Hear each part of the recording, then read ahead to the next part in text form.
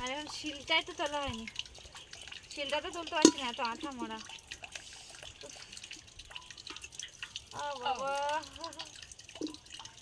তুলে দিয়েছি, এখন কাজ করা শুরু করেছি।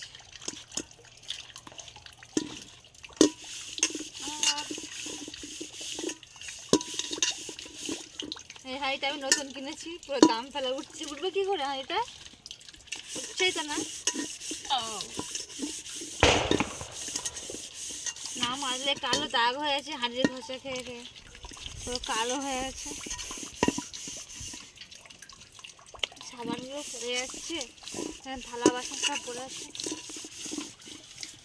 আঠাটা তো উঠছেই না, কী করবো?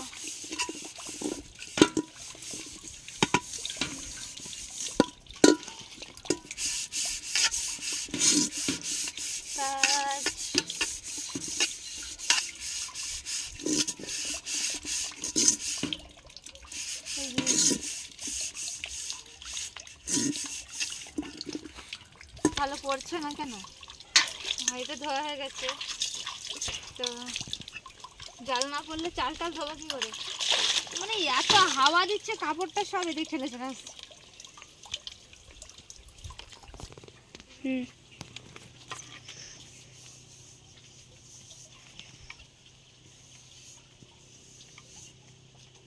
আমি এই হাঁড়িটা নতুন কিনেছি কালকে, তো আমরা যে হাঁড়িটা রান্না করতাম সেটা অনেকটা বড়, এই জন্য একটু ছোট দেখে হাঁড়ি কিনলাম। তো হাঁড়িটা একটু ছাই বুলিয়ে নেবো, ছাই বুলাচ্ছি। পাতা দিয়ে রান্না হলে পুরো কালো হয়ে যায়, তোলা যায় না হাঁড়ি।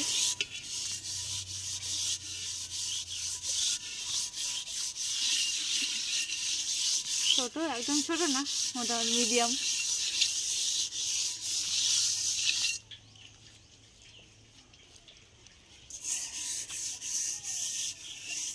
তো আমরা খেয়ে হয়নি আজকে, ঠিক আছে?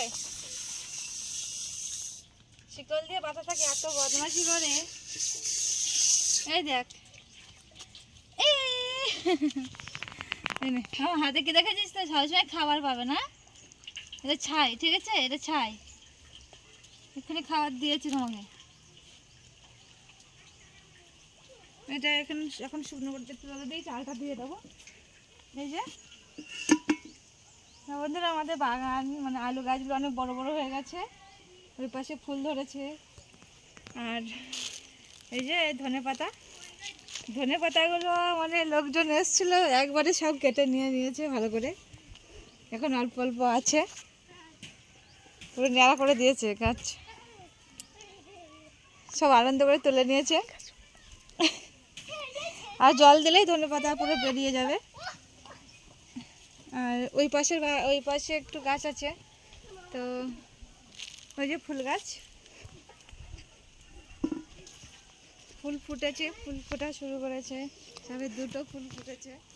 আর তিনটে না, হ্যাঁ, গাছে কুড়ি ভর্তি হয়ে গেছে, 2-3 দিনের মধ্যে সব ফুটে যাবে। ভালোই লাগছে, বেশ অনেক রকমের কালার ফুটবে, তাই না? সাদা কালারের হেবি লাগছে। আলু গাছগুলো তো ফুল ফুটে গেছে, প্রত্যেক তাল দেয়। যে আলু গাছগুলো কি বড় বড় হয়েছে, মোটা মোটা।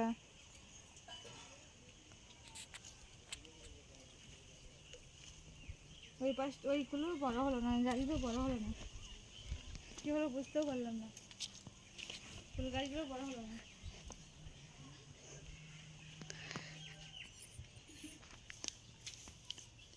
এই যে বন্ধুরা, এখানেও কচমাচ ফুল চারা লাগানো, কিন্তু বড় হয়নি, ছোট ছোট হয়ে আছে, যে মাটিটা ভালো না, ওই জন্য হলো না।